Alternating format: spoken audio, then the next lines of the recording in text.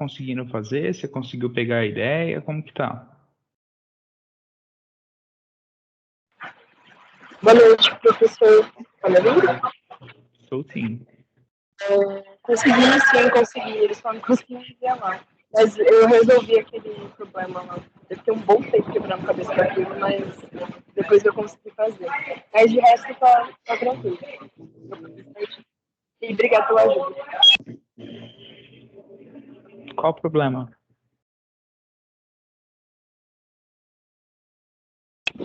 Como assim? Qual o problema? Qual o problema? É que, tipo, eu não tenho salvado mais os celulares das pessoas, então eu não sei com quem eu tô falando, sabe? Ah, sim. É que, tipo, a parte do e-mail e da senha, ela não tinha ficado Ah, centralizada. não tava alinhado, né? Isso. Aí eu Tá. só tinha conseguido alinhar o título. E aí Uhum. depois eu consegui fazer, pedi ajuda para os outros colegas meus que também me ajudaram a fazer lá, e aí deu bom. Mas era Beleza, essa dúvida, de resto eu consegui entender bem. beleza. Tá. Da parte do form, deixa eu compartilhar aqui. Pelo CodePen, vocês conseguem ver? Dá pra... Ou tá muito pequeno aqui? Dá pra ver. Agora tá meio deformado, mas continua pra ver. Aí. Agora dá pra ver. Tá. Qual que é a ideia aqui que ele está fazendo? Ele está olhando, é uma função JavaScript que ela vai ser executada basicamente no momento que chamar a função de submit, porque ele vai criar um listener para quando o submit for executado, tá? E aí, aonde que ele está amarrando, né? O que que ele está fazendo? Ele está pegando, está criando essa função e ele vai pegar e vai colocar nos forms aqui todos os nomes de formulário que tiverem essa classe needs validation. Então a gente consegue utilizar esse queries selectors all para selecionar todos os elementos que tiverem uma determinada classe.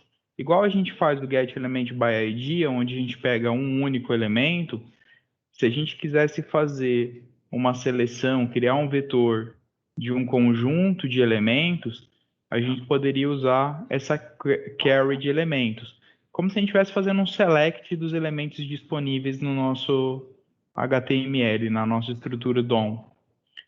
Então aqui ele vai pegar todo mundo, todos os forms que tiverem a tag aqui, que tiverem a classe needs validation.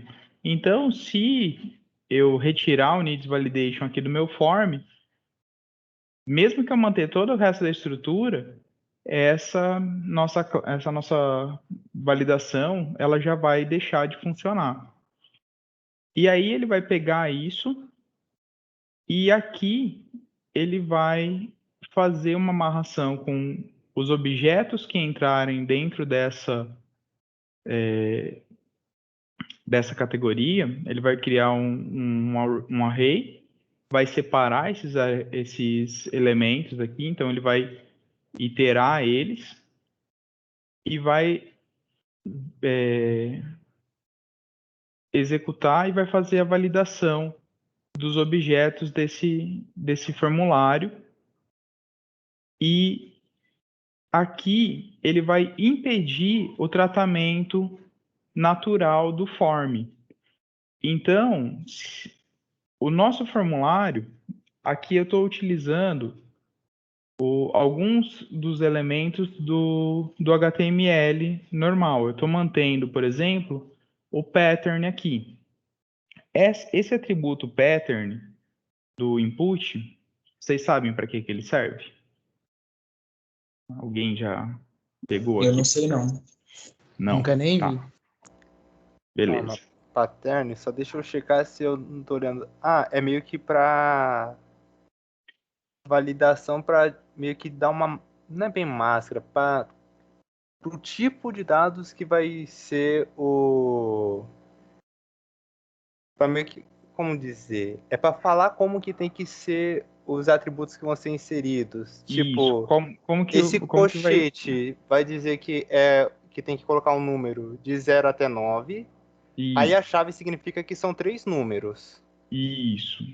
Aí depois, eu acho que esse barra ponto significa que vai ter um pontinho. Isso. Aí depois, de novo, 3 números de 0 a 9, outro ponto. Aí Três 3 números números de de 0 0 a a 9. Aí 9. agora é um traço e depois 2 números. Isso. Agora a barra, esse Isso daí eu já aqui, não. é que essa expressão aqui, ela não está nem construída direito, tá? Essa expressão, ela está errada aqui. Mas ela é o que a gente chama de expressão regular. Regex 101.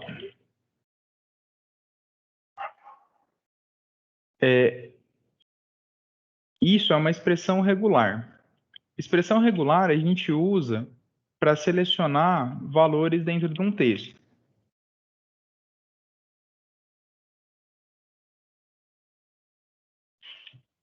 Se eu quiser selecionar dentro desses valores que eu digitei, aonde tem um número e uma letra, eu posso pegar aqui e fazer seguindo as referências que estão aqui embaixo. Aqui eu não consigo. Aqui. Eu posso seguir os padrões da expressão regular e selecionar. Eu quero um caractere. Por exemplo, eu quero selecionar todos os caracteres da minha expressão.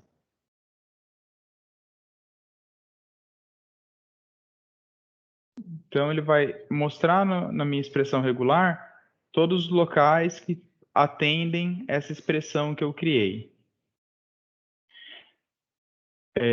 Regex é um assunto um pouquinho complicado, eu não vou entrar em detalhes, mas só para vocês saberem que tem.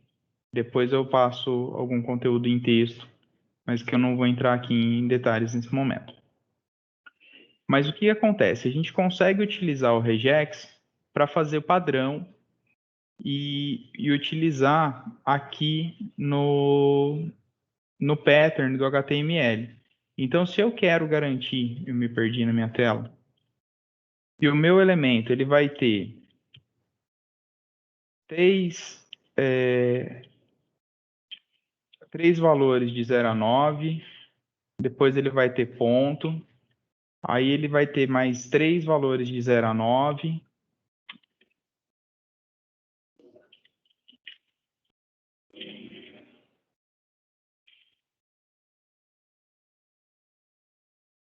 depois ele vai ter um traço, depois ele vai ter mais 2 valores.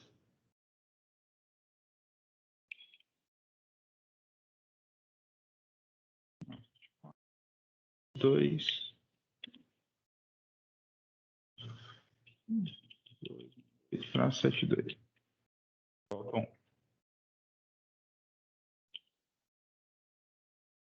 eu consigo criar uma expressão que vai falar exatamente vai ter esse formato. Aqui nesse site Regex 101, quando você coloca uma expressão aqui, ele te dá a explicação dela para você ver se está certinha a construção que você está fazendo. E se você estiver procurando uma expressão e não souber como chegar nela, por que eu estava mostrando esse site? Porque como é um assunto que às vezes é complicado e você tem que decorar as regras, às vezes você não decorou, não está dominando bem, aqui você tem uma Regex Library, onde você pode vir e procurar se alguém já colocou uma máscara desse assunto. Então, tipo, máscara para CPF. Então, tem aqui alguém que já fez uma máscara para CPF. E aí tem umas boas que já vem com casos de teste unitário. Porque tem casos que o pessoal testa para ela retornar com ou sem pontos. Aquela minha precisava ser digitada igualzinho daquele jeito. Tem máscara para retornar só os números do CPF. Então aqui ele vai tirar o que não for número. Então fica uma expressão bem confusa, assim, se você bater só o olho. Tá? Mas o que é o ponto? Vamos achar o CodePen aqui. Utilizando o pattern e utilizando a formatação padrão do HTML, se eu não tivesse utilizando o Bootstrap aqui para fazer a validação, eu poderia simplesmente informar o pattern para o meu campo e na hora que eu clicasse para fazer o envio, W3 School,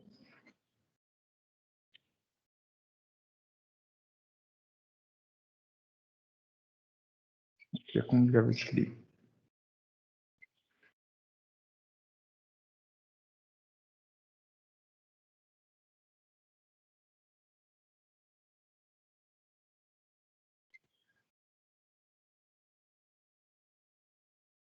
Esse aqui ele tem um pattern de 3 dígitos.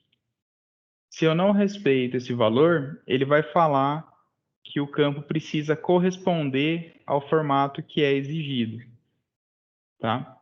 Então, assim, o próprio HTML5 ele já me dá algum recurso para fazer a validação do meu campo sem eu precisar colocar um bootstrap, sem fazer alguma outra formatação. O que é o legal do bootstrap ali? Que ele deixa o campo vermelhinho. O padrão do HTML é fazer esse pop-up. E o que o JavaScript está fazendo aqui, nesse Prevent Default? Está interrompendo esse fluxo do navegador, entenderam? Então, ele está interrompendo esse comportamento padrão. Então, toda vez que vocês virem algum tipo de exemplo de código, esse Event Prevent Default, significa que ele está interrompendo a execução padrão, está interrompendo o comportamento padrão do componente do navegador. Ok? Vocês entenderam? Ok. O Event Prevent Default é isso, ele interrompe o comportamento padrão do navegador. E se eu não tivesse fazendo validação por aqui,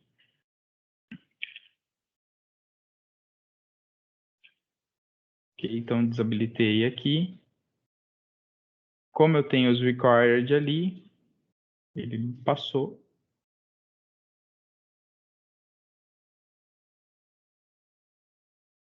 Não era para ter passado.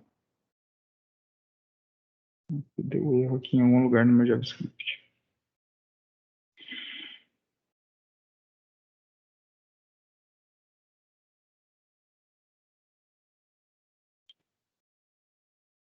Vou me ater à explicação que eu tinha preparado.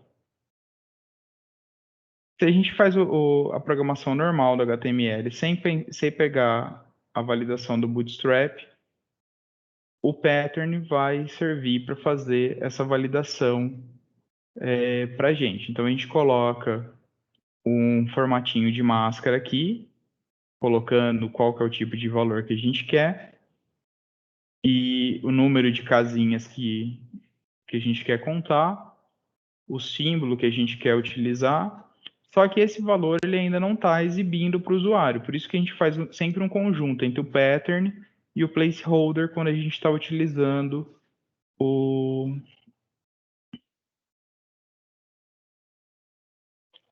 só o HTML aqui.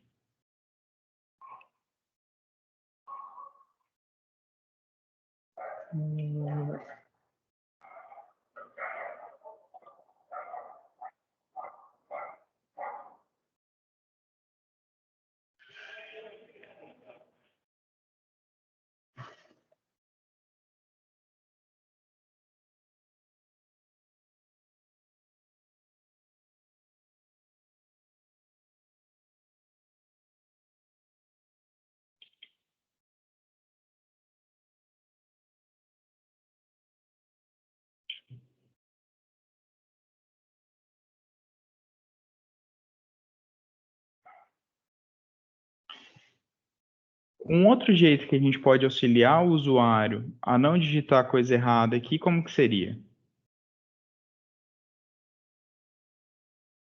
Aonde? Nos campos aqui, na hora que ele estiver preenchendo os valores. Já ter a máscara, por exemplo. Já ter a máscara. Tipo, ele poder digitar o número, você tem que se preocupar se colocou os pontos ou não. Que é o Exatamente. problema. Exatamente. Porque aí o usuário vai saber se... Ele não precisa ficar se preocupando. Ah, tipo, eu tenho que digitar o ponto, que nem aqui eu tenho falando que eu preciso colocar, né? Que eu, pelo desenho que está atrás, então eu tenho que digitar o ponto. Mas eu preciso digitar o ponto ou ele vai colocar o ponto para mim na hora que eu digitar, né? Se ele colocaria o ponto na hora de digitar, seria melhor ainda. Né? Tipo, se eu chegasse aqui e começar 368, aí ponto. Eu acho que quanto mais simples ficar para o usuário, melhor. Melhor, né? Sim. Então, eu vou passar para vocês algumas funções aqui para a gente conseguir fazer a máscara direto. Para a gente fazer a máscara, a gente vai precisar observar o que momento do usuário. O que a gente precisa observar do usuário? Você disse que ação ele vai estar tomando. Isso. Tipo, no caso vai ser quando ele começar a digitar o número do CPF. Seria quando ele clicasse no campinho. Depende, né? Tem gente que dá para considerar quando ele clicar para começar a digitar os números. Que quando ele digitar o terceiro, sexto e nono, colocar lá. Eu não sei como que isso funcionaria. Quando ele ficasse fora, também daria. Tipo, ele sai do campo, aí eu vou lá e formato. Mas aí também seria confuso, porque quando você sair do campo, meio que não. Você fica sem saber, né? Se vai formatar, não vai. Aí pode ser que ele coloque antes, então. Tá? Então a gente vai fazer uma formatação no evento onKeyApp, que é o quê? O usuário digitou um número, na hora que ele tirar o dedo dali, a tecla vai pegar e a gente vai verificar o que ele digitou e vai tentar fazer uma máscara por cima, tá? A gente vai fazer a máscara em cima do campo do CPF. O CPF ele vai ter 3, 6, 9, 12, mais os 3 dígitos aqui, né? Mais os 3 símbolos. Então, a gente não pode deixar o usuário digitar número aqui para sempre. Esse é um ponto. Como que a gente impede isso? A gente vai impedir isso no HTML. Então, aqui no CPF, a gente pode colocar o max length de 15 posições, para o usuário não digitar a coisa para sempre aqui. Tranquilo? E aí, a gente vai escrever 3 funçõezinhas aqui para auxiliar a gente a começar a escrever a nossa máscara.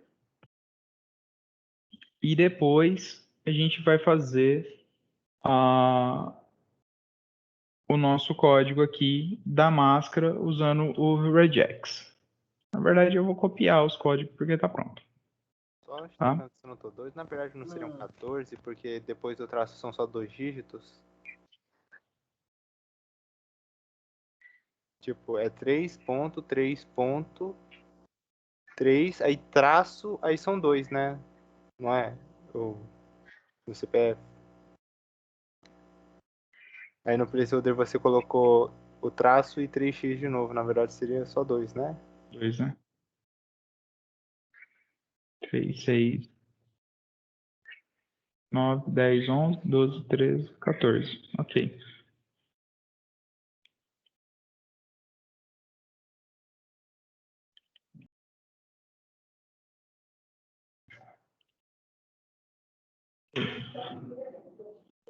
Beleza. Então a gente vai escrever uma funçãozinha aqui, máscara. Vocês não vão fazer agora copiando, né? Vocês estão só olhando. Então eu vou copiar as funções aqui e jogar ela aqui. Então, uma função máscara, que ela vai servir para a gente falar que eu quero aplicar uma máscara em um objeto e eu vou executar uma determinada função, tá? Que vai ser, de fato, a função de máscara que eu quero executar. Então, eu vou usar uma mesma função de máscara que vai chamar várias outras funções específicas. Então, olha que legal, eu estou fazendo uma meta-função aqui. Eu estou fazendo uma função que eu vou passar para ela qual que é o elemento que eu quero formatar, o objeto que eu quero formatar, e qual que vai ser o tipo de formatação daquele objeto. E aí, na hora que ele sair, ele vai executar a máscara. E essa função de executar a máscara vai ser, ela vai pegar o valor do objeto aqui e vai colocar o valor da função que ela vai receber da função que ela tiver Professor, executado. Oi. dá para aumentar só um pouquinho a letra e dar um zoomzinho só, mas bem pouquinho. Aí, perfeito. Beleza, obrigado. Fechar assim. Eu não estou executando nada agora. Pode ser assim? Oh, agora ficou perfeito, obrigado. Tá? Então, essa aqui é a primeira parte. E aí, então, aqui eu tenho essas duas e eu vou fazer a função de executar máscara aqui.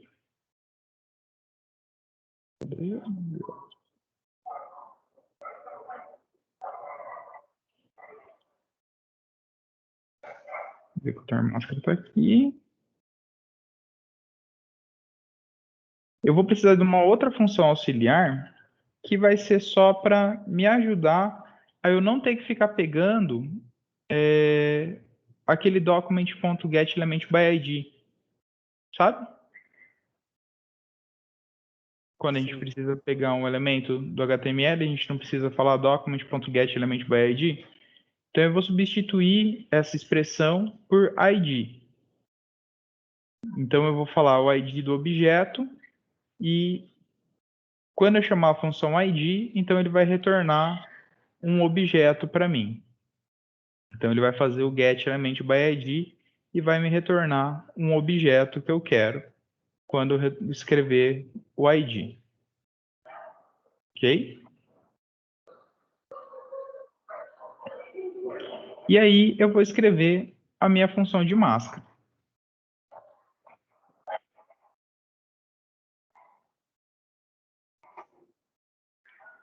A minha função de máscara, ela vai receber o valor do meu campo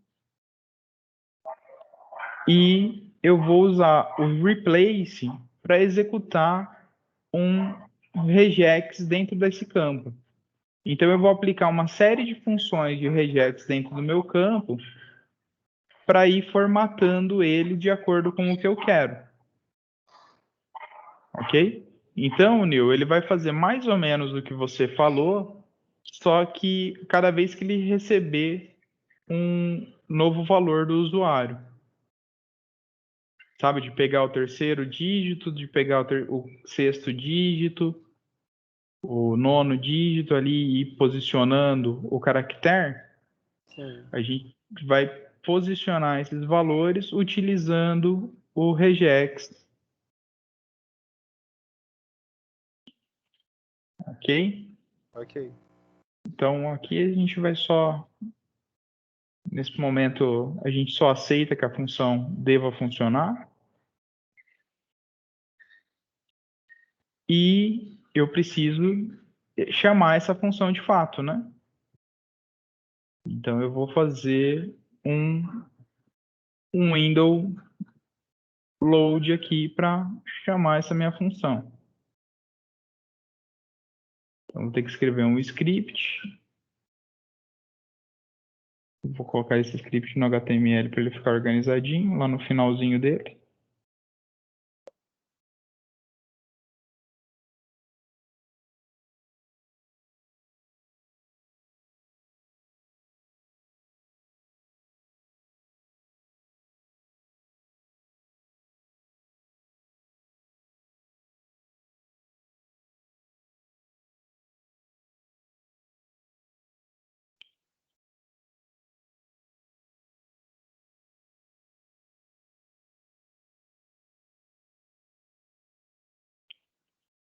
Lembra o que que é esse window.onload? Quando a tela carregar, quando estiver carregando, não é? Isso. Depois que terminou de carregar a minha página, então eu vou executar esse script. E aí esse script vai fazer o quê? Ele vai executar o ID e eu vou formatar um objeto que eu queira, né? Eu quero formatar o objeto do CPF, que foi quem eu criei a minha função. O ID do meu CPF, TXT CPF. Lembrando que no JavaScript a gente sempre precisa do ID para localizar os objetos. TXT CPF ponto on a app. Então, no momento que a tecla levanta, igual function.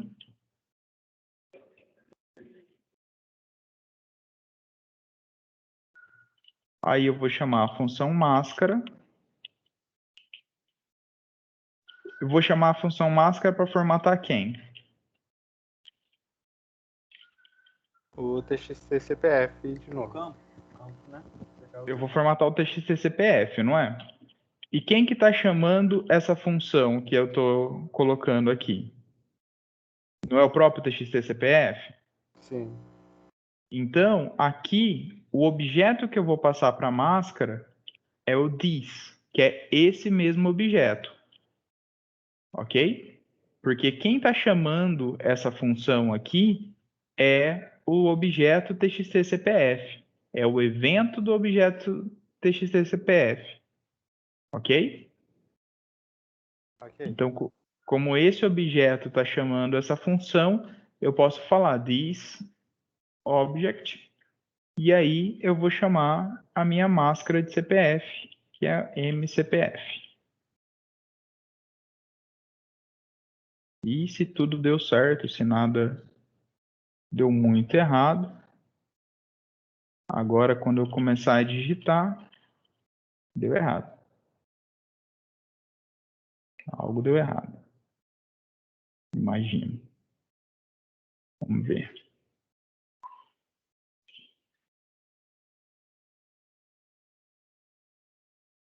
Mostra a função do máscara. Será que não colocou no modo? É exec máscara, não é? Não, não. Ah, tá. Não, tá certo.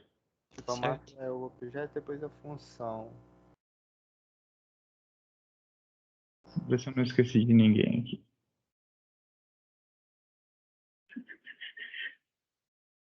Objeto. E aquele segundo parâmetro MCPF, é MCPF mesmo? MCPF. CPF.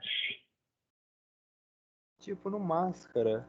Onde que tá chamando exatamente? Tipo, no método máscara, eu tô estranhando ele no JavaScript. Tipo, tá, a função, aí tá, ele recebe o objeto e a função. Uhum. Aí depois set timeout, exec máscara 1. O que aconteceu aí? Não tinha que chamar Não o. tinha que chamar exec máscara?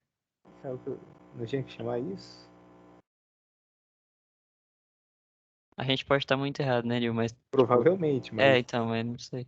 mas é o que parece. Tipo, esse set timeout eu não. É porque Cadê o exec esse set timeout ele vai executar depois de 1 milissegundo. Vai chamar exec máscara? Uhum. Ah, não sabia.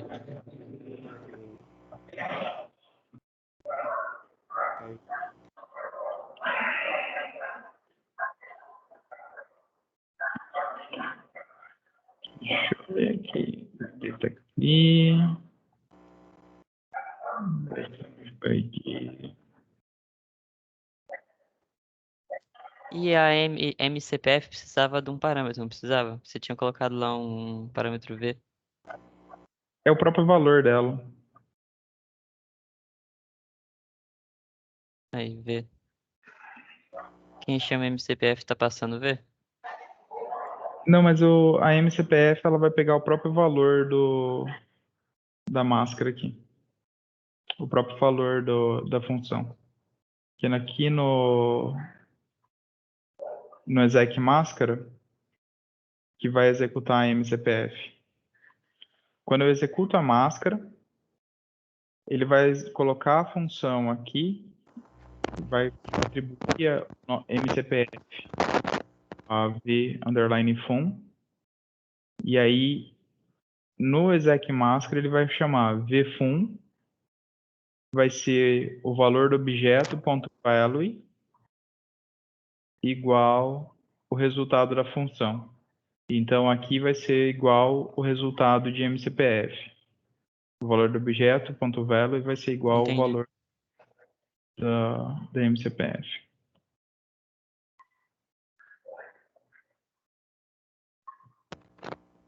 Eu copiei algo errado? Não acho que eu copiei algo errado, cara. Eu zoei alguma coisa aqui antes. Vamos ver. Tem alguma Na coisa. MCPF não tinha que abrir e fechar a chave também. Parênteses, quer dizer.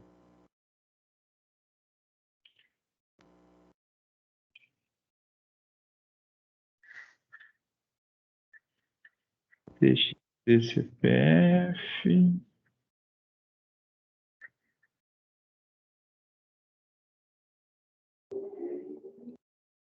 O nome tá certo?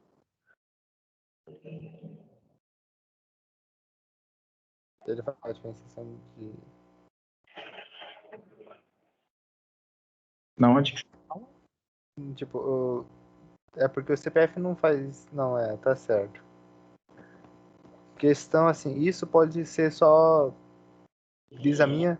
Mas e se trocar de tipo on key up pra tem key press, pra quando o botão for apertado em vez de quando ele. Ok, down. Mas aí eu não tenho valor na hora que eu digitar aqui agora, né? Tipo, eu vou digitar, o valor tá vazio. Eu vou digitar, o valor só tem 1. Tipo, na hora que eu saio, eu vou estar atribuindo um valor no que foi formatado depois. Hum, A diferença do key-up para o key-down é essa. O key-down, ele acontece antes do valor entrar. Tipo, no momento que eu estou colocando o valor, mas o valor ainda não está atribuído. O key-up acontece depois que o valor foi atribuído. saquei. Então o keydown ele é antes do próximo valor, é isso? Isso.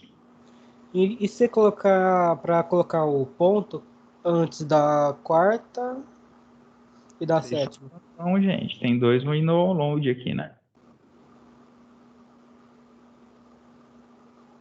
Tinha o quê?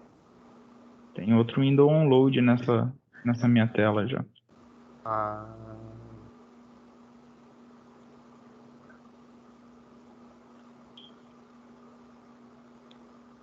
Agora faz sentido. Mais ou menos. Mas Bem mais ou menos.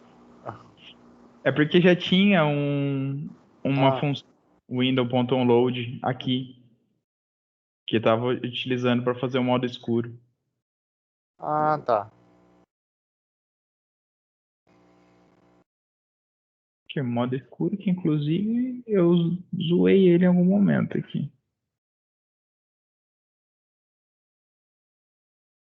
BG text light.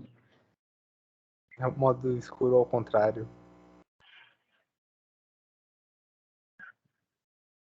Eu dei um Ctrl Z ali em algum momento e é um modo escuro que ninguém vê, sabe? Escuro, escurão. É escuro por padrão.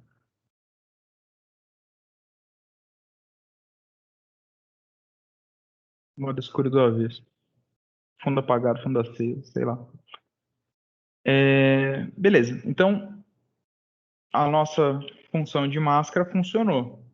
Na medida que eu digito meu CPF aqui, 368-997-53871, ele já vai adicionando a máscara. Legal?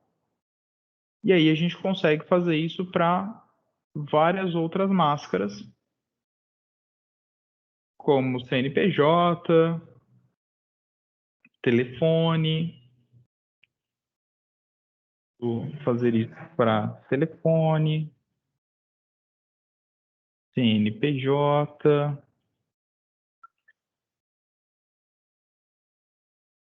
Aliás, só checando, não era pra gente realmente estar entendendo totalmente essas funções, né? Como funcionam essas máscaras, porque as barrinhas estão me confundindo. É O que tá aqui, regex. nem eu manjo, cara. Sendo bem sincero, assim, tipo, regex é um negócio que eu não gosto. Funciona, é lindo, mas Excelente. sabe quando tem um negócio que você, tipo, cara, eu não consigo ler esse negócio? E aí, toda vez que eu preciso do regex, eu vou no Stack Overflow. Ok, só porque eu olhei e pensei, era pra mim estar conseguindo ler alguma coisa disso? Não, é pra você saber que existe, pra você amar E pra saber e pesquisar e dar um Ctrl-C, Ctrl-V. Sucesso. tipo, a minha vida funciona assim, cara. É saber localizar a informação. E eu não jamais vou falar pra você assim, tipo, olha, pra prova vai cair você saber fazer expressões regex. Eu deveria fazer isso com vocês? Deveria, porque aí vocês estariam no mercado de trabalho muito melhor. Eu acho que vocês têm que estudar regex? Acho que é um diferencial. Você saber bater no peito e falar assim, olha, manjo de regex. É legal. Porque o regex é um negócio que é utilizado em muitas áreas. Pessoal que trabalha com processamento de texto usa regex pra caramba. Quem trabalha com processamento de Big Data, Python, essas coisas assim, regex é carne de vaca. Sabe? Tipo, os caras têm que manjar disso aí como se fosse nada. É o trivial do trivial. Mas não é o meu trivial, entendeu? Não é um negócio que eu, tipo, Tá louco. não me dou. Não me dou. Tá? Então, essa aqui foi minha fonte de pesquisa para colocar para vocês essas belíssimas funções. E aqui eu vou colocar as outras funçõezinhas também, porque eu acho legal, cara. Eu acho legal a gente ter essas máscaras. Então tem máscara para inscrição estadual, máscara para RG, máscara para CEP, para cartão, para data, para valor. Tem máscara para o e-mail. E aí, o que a gente tem que entender? Tem que entender como que está funcionando esse processo de máscara aqui. Então, o que é legal a gente conseguir entender? Essa parte aqui. Olha, criou uma função de máscara que permite a gente chamar qual que é o elemento que a gente quer formatar. Então, aqui eu poderia passar, em vez de passar o ID, eu passar um getElementById e passar o valor do objeto aqui. Igual eu fiz aqui, olha. Eu chamaria o meu main aqui. Se eu quisesse formatar o main, eu passaria main aqui. Mais ou menos isso, entendeu? Eu chamaria o main.onKeyApp aqui, em vez de chamar a função ID. Só para vocês entenderem assim que esse método permite que a gente utilize a função de máscara, passando a função de formatação que a gente quer utilizar e o objeto que a gente quer formatar. Bacana, isso é legal. Ok? Ok. Vou fazer um fork desse projeto aqui, para a gente deixar ele de raiz. Professor, você está gravando essa aula aí? Estou gravando. Aí sim. Exterior. Então, formezinho e tal. Então aqui está no superior. Aí, depois eu vou tirar isso aqui para ficar com vários tipos de formulários. Um sem formatação, um com formatação. Vou até parar esse momento aqui para fazer uma homenagem para uma outra aluna do integrado que pegou e fez um Calma form lá, bonitinho. Achei isso incrível. Calma lá. Entendo. Calma lá que eu tenho que tirar uma foto disso. Rapaz, Eu tenho muito que tirar uma foto disso. Aluno do integrado se dedicou a esse ponto? Matheus, Pois é. aí, mano. Kawaii pra Astolfo você aí, velho. merece. Astolfo merece. Meu Deus do céu, velho. A pessoa merece. O Matheus vai usar esse formulário aí de TCC. Ah, eu ia mesmo. Pessoa, pá, Show, né? rosa aí. Nossa. Lançou um novo amigo ali em cima. Como assim, cara? Meu Deus. Né? Foi a Camille Delacrosse que fez. Quem que é essa? Ah, não sei quem. Tá no primeiro semestre. Ah, No primeiro não, tá no segundo ano. que dedicação, rapaz. Simplesmente maravilhoso. Né? Eu não tenho tanta dedicação, mas achei bem bonito. Nem a gente aqui na faculdade que tem que fazer um negócio desse, nós tá fazendo. Agora, a gente tá aqui no superior. Aí a gente não tem tanta criatividade, nem tanto ânimo. Fica uns negócios meio... Rapaz, É É que a assim gente tá mesmo. perdido na vida. Ela ainda tem esperança, velho. Ela tem esperança. O negócio é Pessoal, funcionar. vocês estão falando de empolgação. Vocês viram que Ih, o Joaquim Lavi. não tá na aula. Hã? Oi? Vocês viram que o Joaquim não tá na aula, né? Não sei. Vixe, lá vem. O Joaquim hospedou o dele no Heroku. Ah, não. Tá com o banco de dados funcionando. Que jeito. Tá fazendo cadastro. Velho, esse moleque é muito pra frente, cara. Um negócio desse, cê é louco. É, rapaz. Bem demais. Quer ver? Não, velho, o jogo que tem 2077, velho. Quer que pegue o link aqui? O Joaquim, ele. Se ele Ó. entrar na empresa do Cyberpunk, ele Mostra aí, deixa mostra funcionar aí o negócio. como é que deve ficou. Ele subiu aqui pro... acho que ele tirou o link, será? Ah, ele pega pronto. Não é possível. Mas Ica, mano, esse cara fez o trampo desse. Não, o dele eu acredito que ele fez, tipo, Eu tudo. também.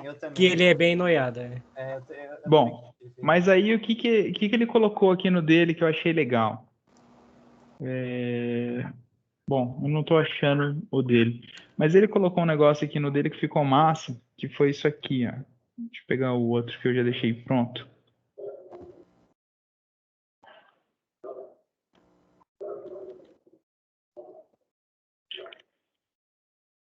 Pode estar errado, mas eu acho que é esse. Aí, ó. Se esse não tiver certo, coloca Ele usou o web index.html no service final. pra achar as informações certas. Ele pegou o web service da... acho que é isso aí mesmo. Do correio. Pegou- Nossa. Pegou o web service da ViaCep e colocou. Não é difícil, é super simples, mas fica legal porque assim É a dedicação, né, meu? é uma ferramenta muito útil para gente. E aí como que faz então para a gente conseguir fazer isso aqui? Como que funciona essa parte do CEP aqui? Depois das máscaras, tá? Mesma coisa aqui. A gente tem ViaCep. A ViaCep, ela fornece para a gente, vou pegar no meu histórico, ViaCep,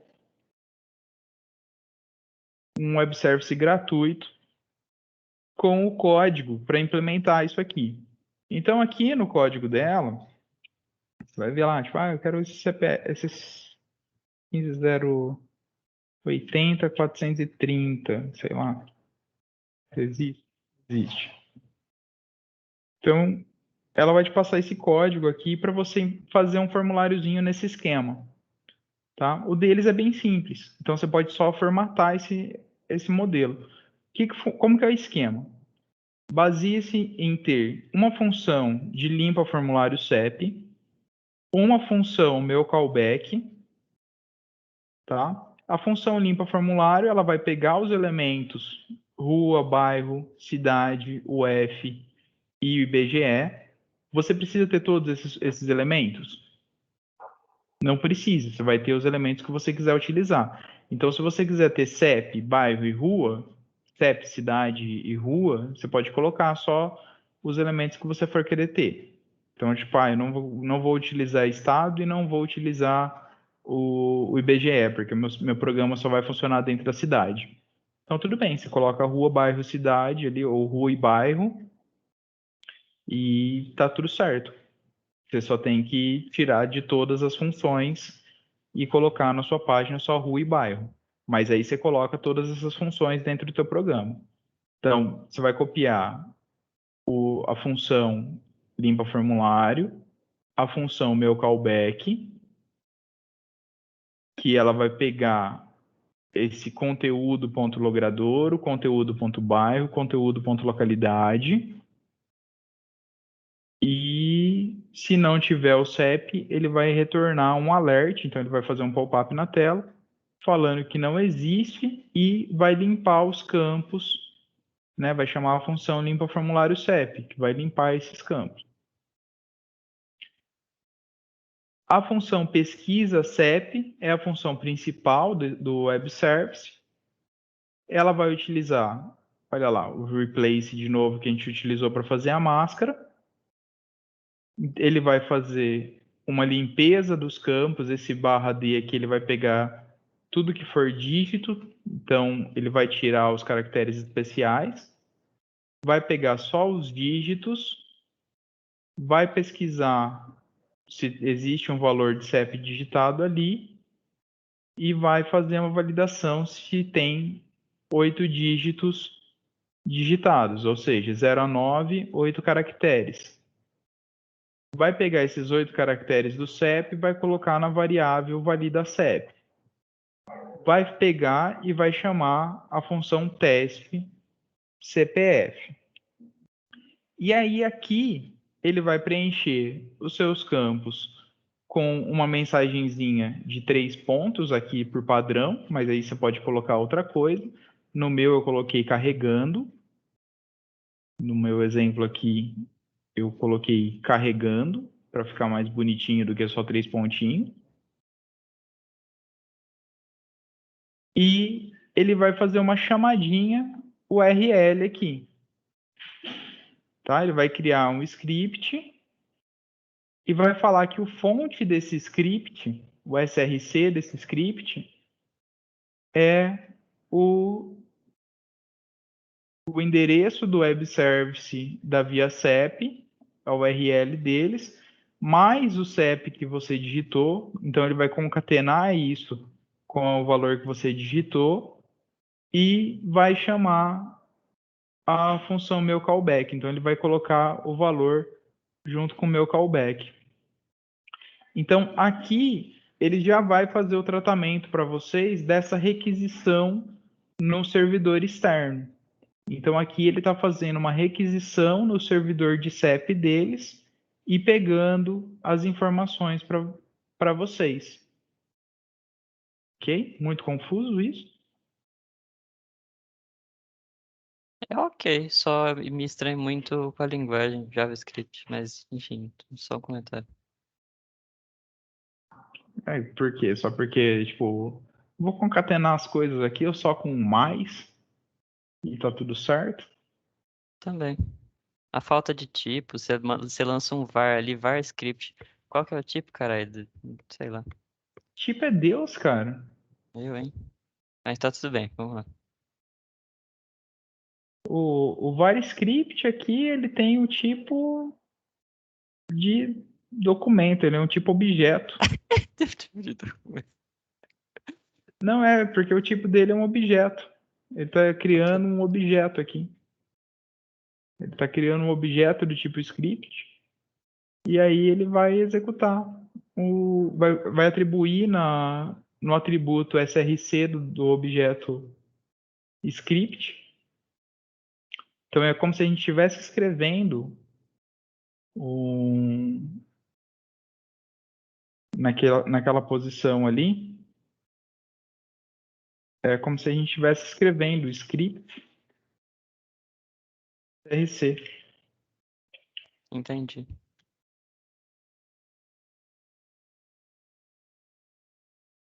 Então, esse var script aqui está sendo criado um elemento de HTML do tipo script mesmo, e está atribuindo na propriedade src o caminho aqui da via CEP.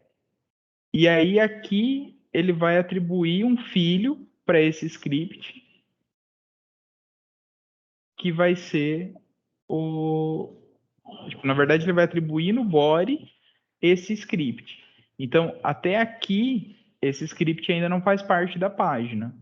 Nesse momento, ele vai pegar e vai colocar esse script no final da página para fazer a chamada. Então, ele passa a ser incorporado, ele vai ser chamado dentro da página. Ele vai criar lá no final do body, ele vai criar esse objeto script, e aí quando ele entrou dentro do body, ele vai ser carregado e vai chamar o conteúdo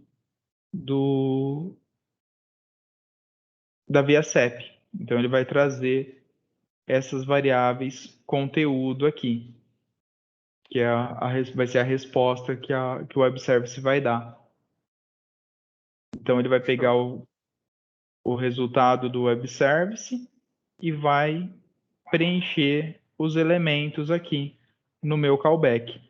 Tá? Por isso que ele chama o meu callback aqui. Aí ele preenche isso para a gente e então só fica para a gente ter o formulário no na nossa aplicação.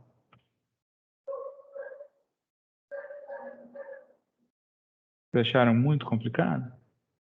Vou dar um exemplo aqui. Mais ou menos. Mais ou menos. É Vou igual fazer ele um pen falou, novo. tem que ver essa videoaula em umas 2 vezes. Vou fazer um pen novo aqui. Um pen limpo.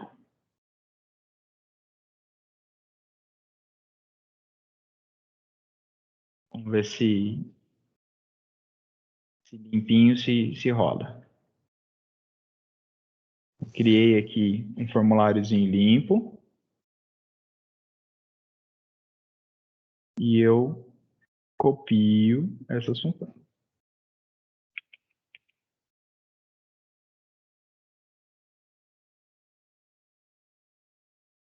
Copiei mesmo, na cara dura. O importante é funcionar. 0,85,237.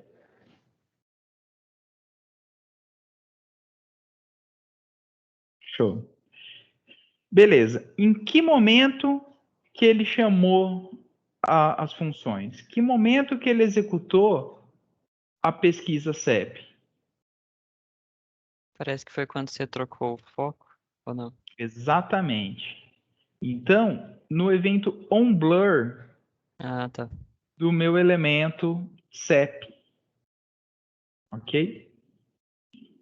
Então, no evento onBlur, ele chama o pesquisa CEP.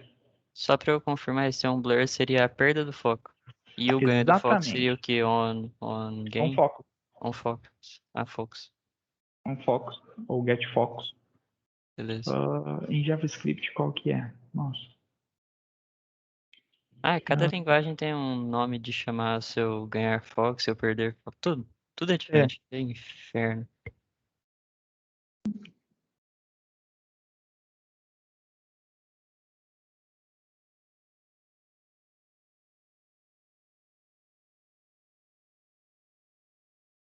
Focused.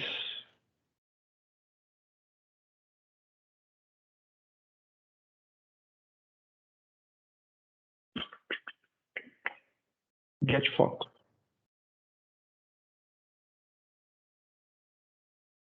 Acho que é foco. Tá? Um clique, OnFocus, GetFocus.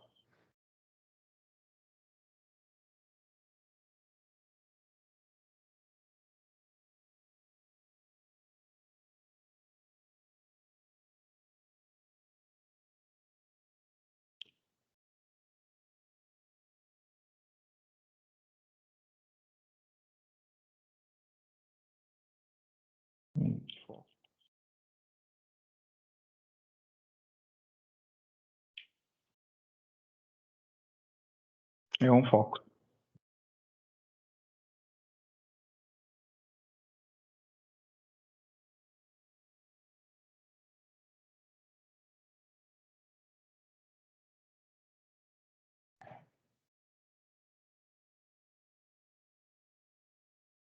Nossa, você tem um evento on focus out também,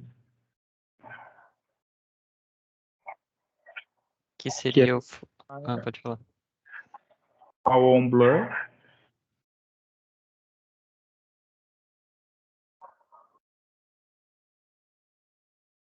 Mas a principal diferença é que o on blur does not bubble.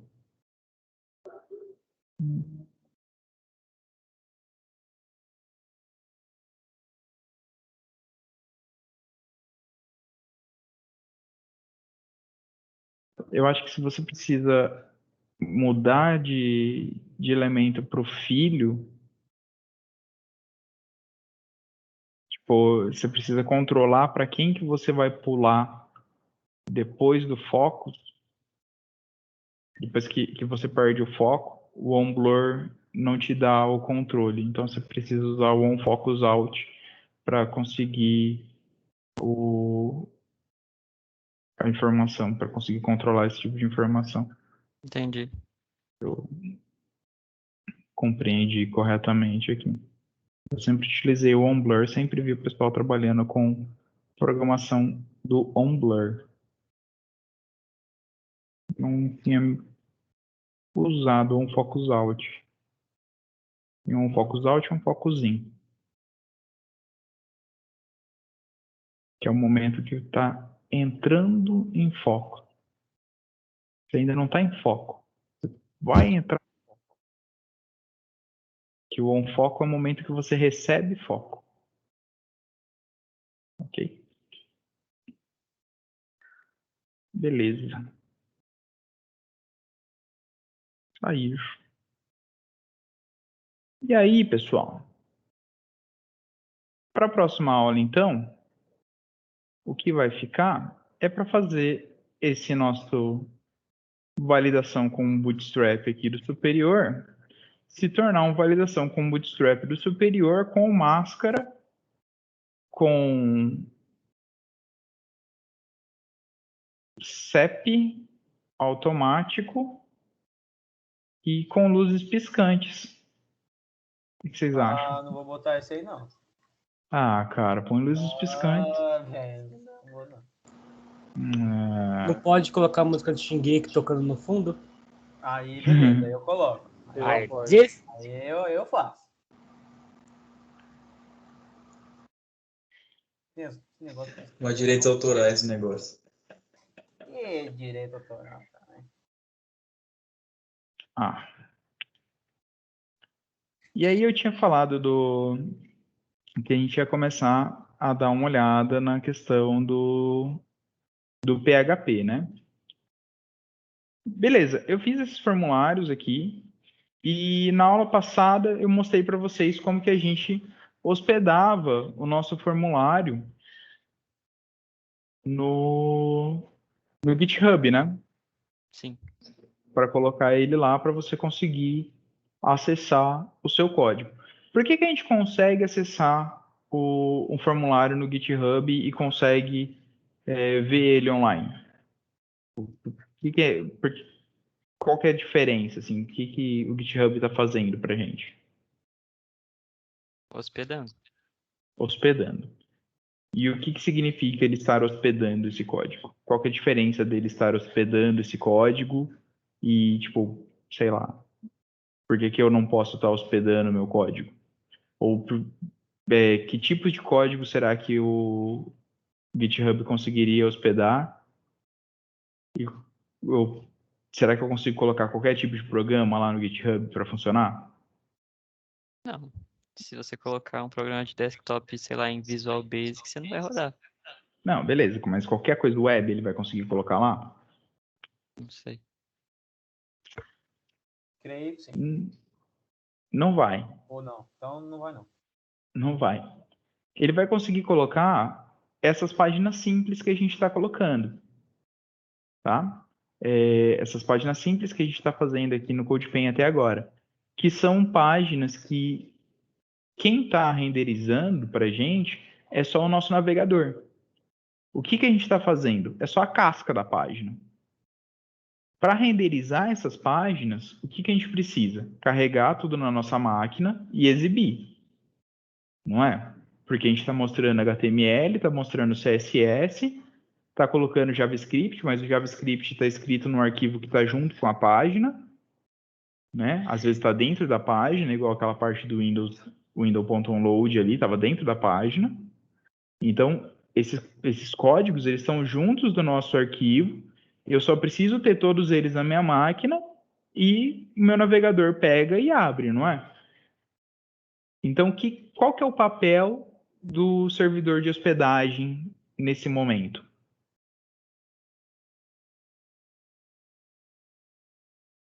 Por que eu falei que a gente tem que instalar o XAMPP para rodar PHP e não falei que a gente precisava do XAMPP para rodar HTML?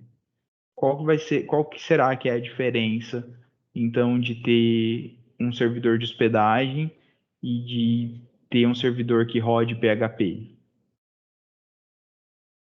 Qual que será o papel desses servidores? O que vocês acham que faz diferença? Alguma ideia? Não? Sei lá, que ele simula o que precisa para rodar.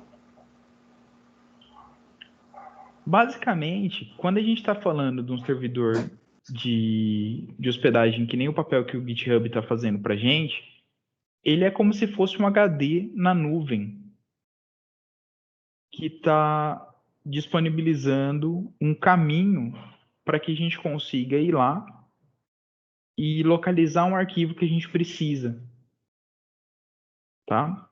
Então, a gente tem a URL, que é o nome da nossa página, né? A gente vai passar um nome, então a gente passa pelo DNS ali, a gente tem um domínio para chegar na nossa página, então a gente não precisa digitar o IP do nosso destino, chega lá no GitHub, vai falar qual que é o nosso endereço que a gente quer acessar os nossos arquivos, poderia ser o GitHub, poderia ser outro servidor simples no mesmo patamar, e eu falo assim, olha, eu quero pegar o meu arquivo index.html.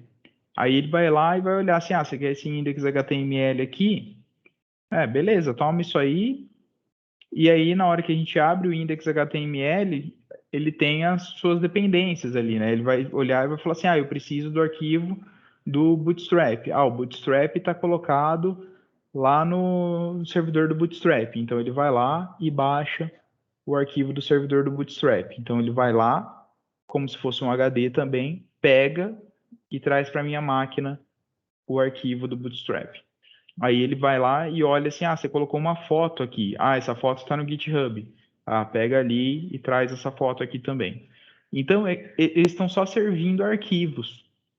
Eles estão só pegando essas informações e deixando armazenadas para a gente poder montar a nossa página, mas a gente carrega tudo para cá. Então, ele não faz nenhum processo para exibir a página para a gente. Tá entendendo? Não tem um back-end envolvido, ele não faz nenhum processo antes de informar a página para a gente. A única coisa que ele está verificando é o usuário que fez essa requisição para esse domínio, ele tem acesso a esse domínio, beleza, essa página existe, essa URL que ele digitou existe? Existe. Então toma os arquivos que ele quer. Então, pega esses arquivos aí, leva para você, vai lá, vai ser feliz. Aí a gente traz esses arquivos para a nossa pasta temporária e renderiza. Ok? Então, quando a gente pega vai lá no GitHubzinho da vida, GitHub, form cadastro. Esse aqui é do Joaquim, esse aqui não é meu.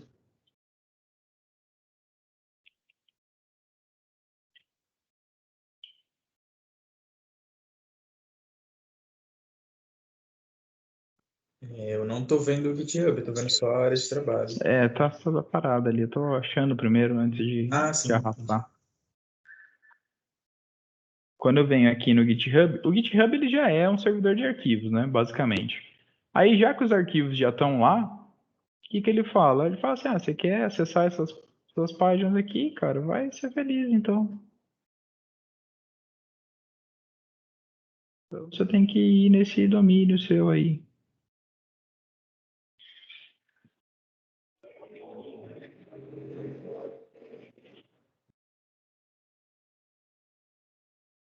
Então, eu venho aqui e aí ele carrega essa página para mim. Então, tipo, ele deixa eu trazer essa página, se eu for aqui no inspecionar, e eu vier aqui em Network, a gente vai ter uma série de requisições HTTP ocorrendo aqui, que são downloads que a gente está fazendo desses arquivos para a nossa pasta temporária. Por isso que a primeira vez que a gente carrega uma página, ela demora um pouquinho e depois ela carrega mais rápido, porque vai carregar do cache, tá vendo? Serve from memory cache, serve from disk cache, porque já tem esses arquivos em disco, já tem esses arquivos na memória. Então, o GitHub só hospedou para a gente e trouxe. Agora, quando a gente tem uma linguagem de programação de back-end rolando, quando a página envolve programação, quando é uma página PHP, por exemplo, aí, quando a gente faz uma requisição, ela não vai simplesmente enviar esse arquivo para a gente. Pode ser que eu tenha uma página PHP que ela vai ser uma página simples, uma página que vai ser só enviada para o cliente com uma landing page.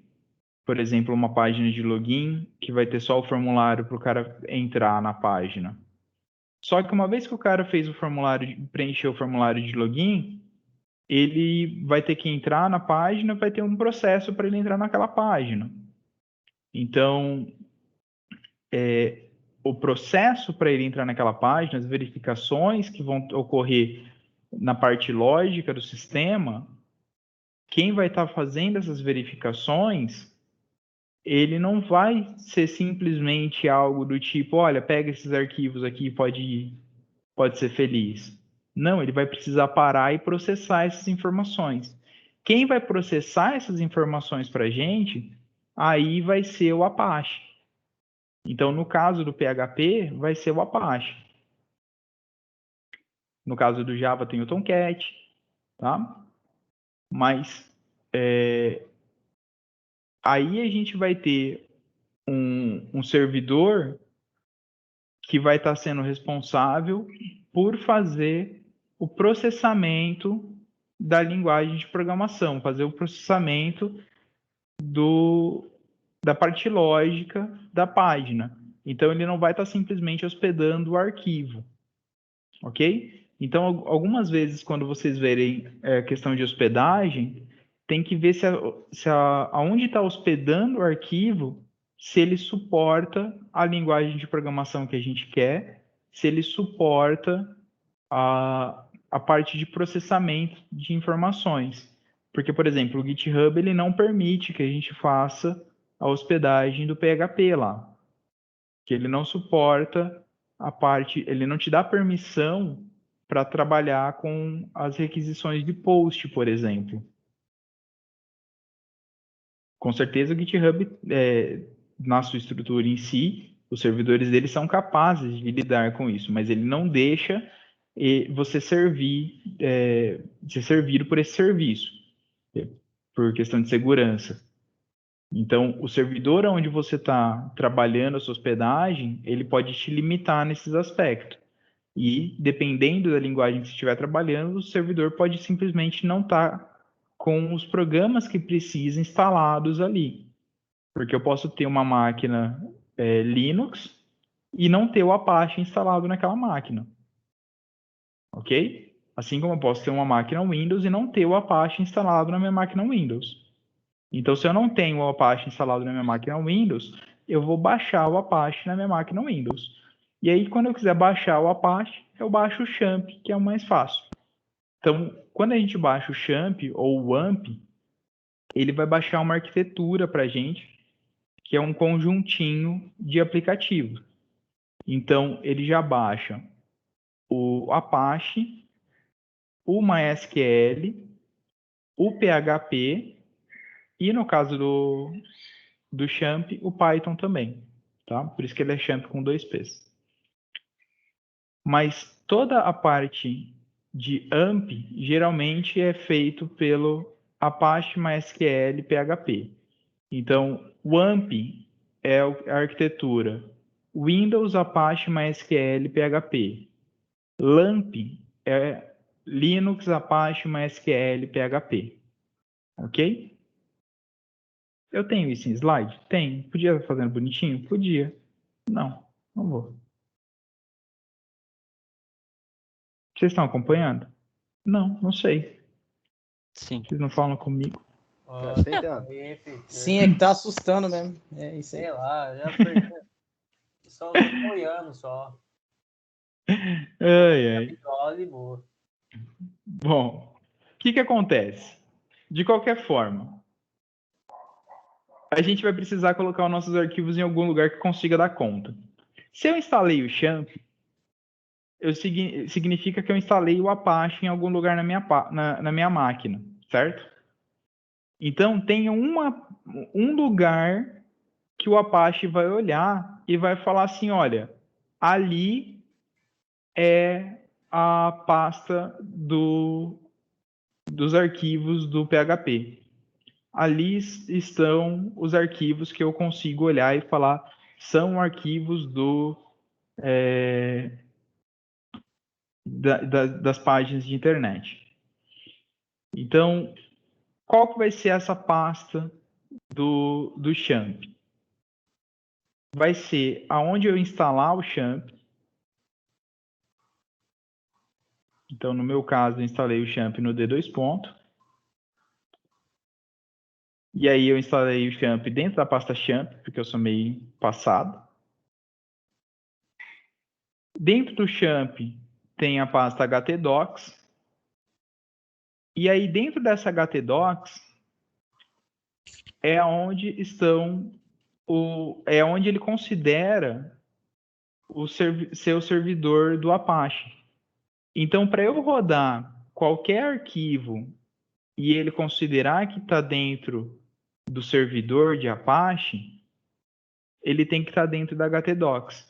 Qualquer outra das minhas páginas que eu estava rodando com vocês, que estavam salvas no computador, dos formulários de aula de vocês, que nem tipo, eu tenho um formulário aqui de um aluno que está rodando aqui. Esse formulário aqui. Esse formulário está na D2 ponto. Esse formulário não está rodando no servidor da Apache. Tá vendo aqui? Ó, ele reconhece que é um arquivo. Agora, se eu digitar aqui, localhost,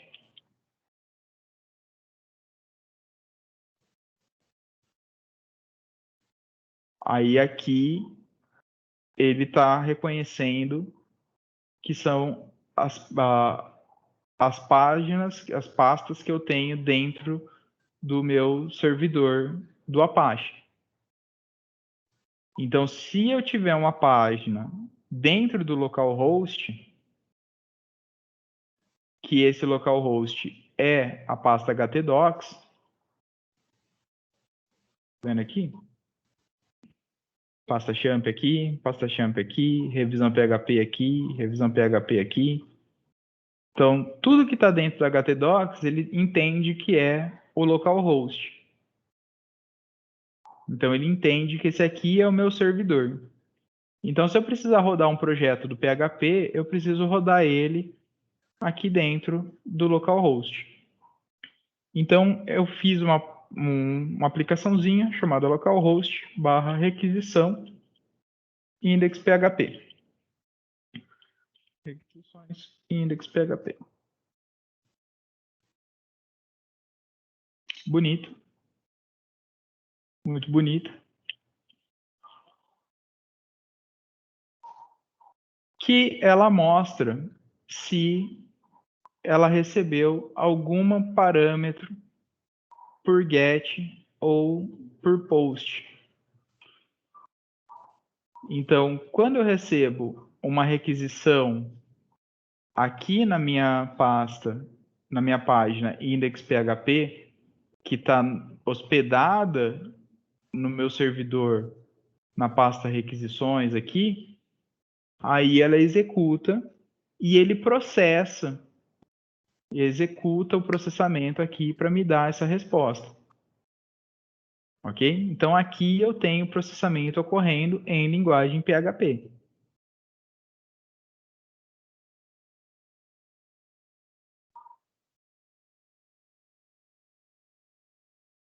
Vocês estão muito passados? Mais ou menos. Quer que eu seja sincero? Bem sincero. Ah, eu tô.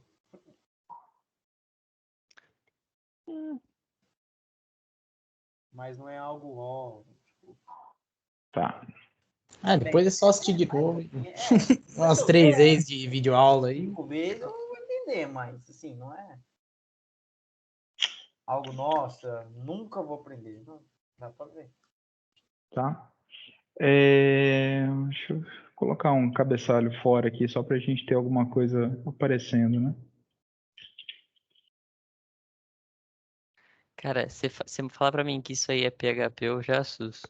Porque isso aí pra mim parece muito igual a HTML. Só que tá falando ali que é index.php. Mas é igualzinho HTML, porque é HTML.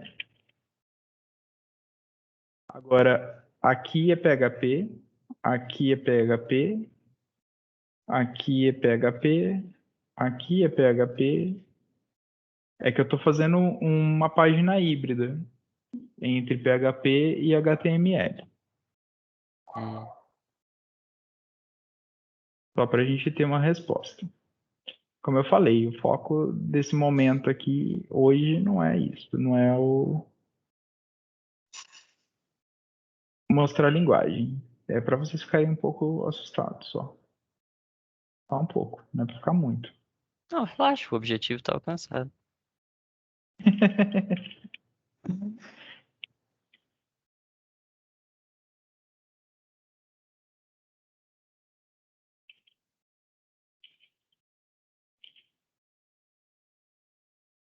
Beleza.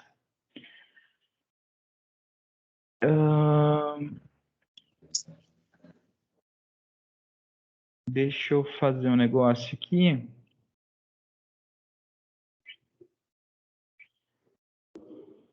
Cadê o form? Cara, eu não lembro qual que era o form que eu estava usando de exemplo ontem. Formulário. Era esse. Acho que não era.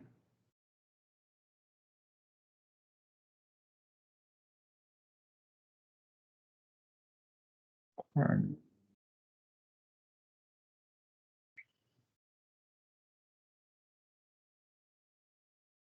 Esse aqui.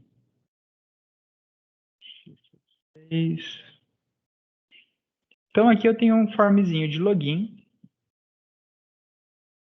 Lembra que a gente tinha falado da diferença do método post e do método get? E aí eu não tinha como mostrar para vocês a diferença quando eu estava usando o método post e o método get? Sim. Quando faço uma requisição no método post, olha, eu vou fazer um método post e aqui no action eu vou chamar localhost requisições index.php. Como o meu localhost existe agora, porque eu tenho um servidor funcionando, esse localhost, então, ele é a minha pasta, champ, htdocs, blá, blá, blá, e a minha paginazinha index.php que está lá rodando dentro dela. Eu vou mandar as informações do meu formulário pelo método post. Quais informações que eu vou mandar? O name do usuário, né? o name da senha e só porque mais ninguém tem name. Perfeito?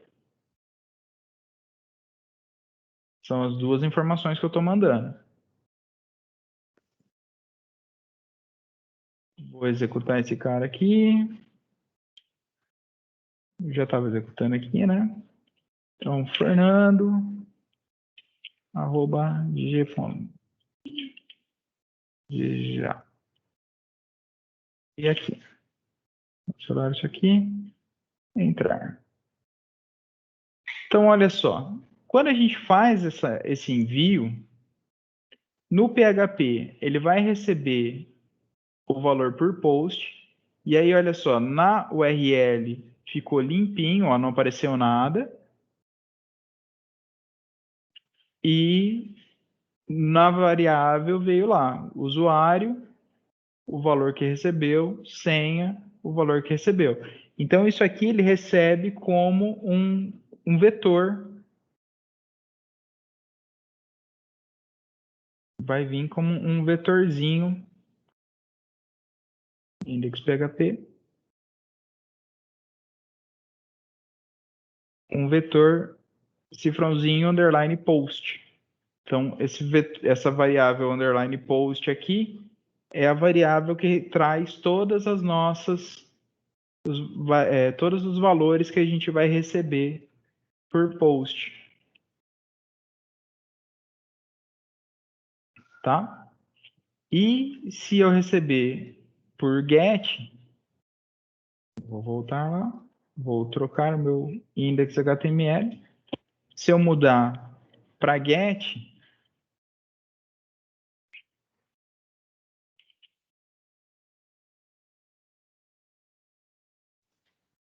Apareceu aí lá em cima. aparece aqui em cima e quem recebe os valores é outra variável, que é a variável get. Então, a gente tem, é como se a gente tivesse caminhos diferentes navegando a informação, entendeu? E Sim. aí eu posso ter uma situação assim também.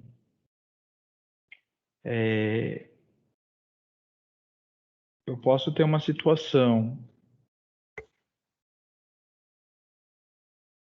Cadê? Volto aqui no meu form. Deixa esse cara no post. Uma coisa que acontece muito, a gente fazer um link a href. Por exemplo, quando a gente tem uma tabela de produtos e a gente quer apagar um determinado produto. A gente vai montar os botões ali e vai colocar lá id igual 4, 5, lá, um ID de um produto. Fecho aqui. Aí eu coloco. Não quero botar aqui, né? Pagar.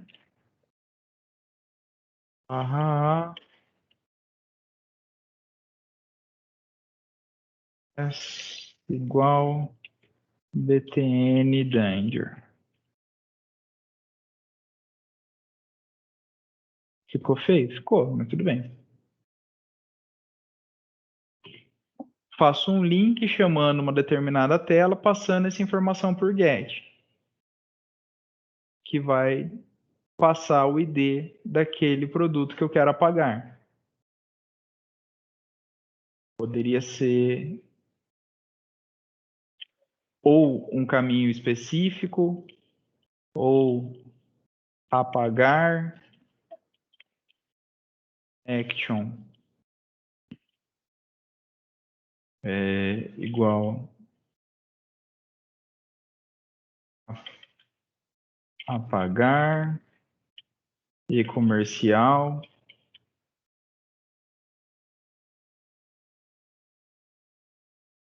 Errado.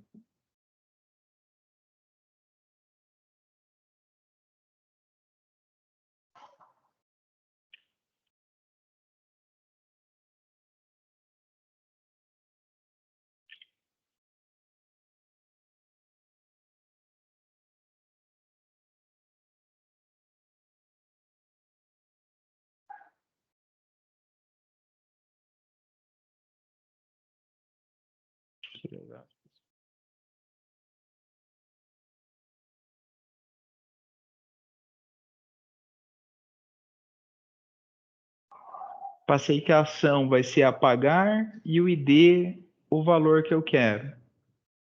Então, uma coisa que a gente pode fazer também, e faz com frequência, sabe? A gente controlar o fluxo passando uma determinada chamada por GET. Se é uma página específica que só vai fazer a função de remover o cliente, por exemplo, que é uma coisa que vocês vão fazer no controle de rotas com o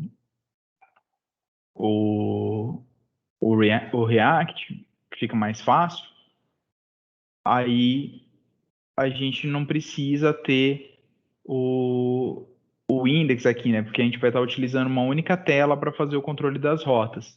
Então a gente não precisa passar o action, a gente passa só o nome da rota aqui como sendo apagar cliente,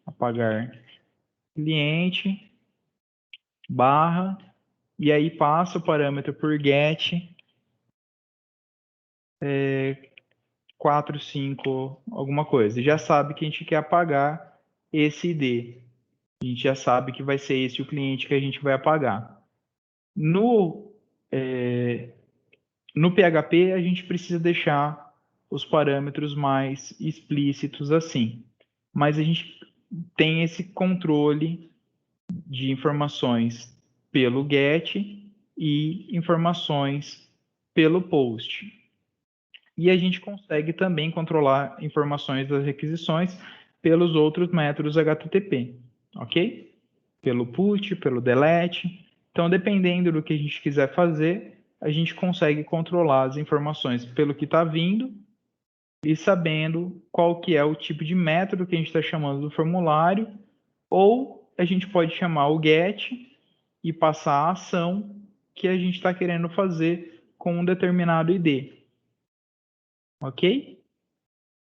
É só para a gente ter uma noção aqui visualizando essa questão de trafegar informação pelo get e pelo post, tá?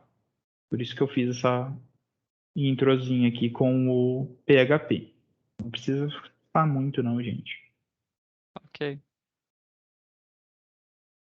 E que aí a gente vai, quando estiver trabalhando com o Spring, a gente vai trabalhar com os 4 métodos do PHP, com os 4 métodos do HTTP, para a gente conseguir definir qual que é a operação que a gente quer fazer. Tá? E aí ele tem essa definição bem clara. Tudo que é GET a gente vai colocar explicitamente na URL, e tudo que é POST ele vai ser mandado pelas interações que a gente faz com a página. Então, se eu colocar aqui, aí ele vem pelo POST. Então, eu vou ter uma outra requisição lá, eu vou mandar, e aí eu falo explicitamente que eu quero fazer um delete. Ok? Show. Beleza? Beleza, eu acho. Beleza, eu acho. Para a próxima aula, o que a gente vai fazer? A gente vai fazer o esquema do formulário, melhorar o nosso form lá para testar a questão das validações e das máscaras, porque é um negócio legal para vocês verem um pouquinho mais do regex. Se vocês quiserem dar uma lida sobre um pouquinho de regex também é legal. E dar uma praticadinha um pouquinho com o JavaScript, que a gente praticou bem pouquinho. Ok? Então eu vou passar os links, eu vou colocar para a gente no Moodle depois. Ok? Aproveitem o final de semana, divirtam-se. Sexta-feira, não façam nada que eu não faria. E por hoje é só, pessoal. Valeu, prof. Falou. Valeu, professor.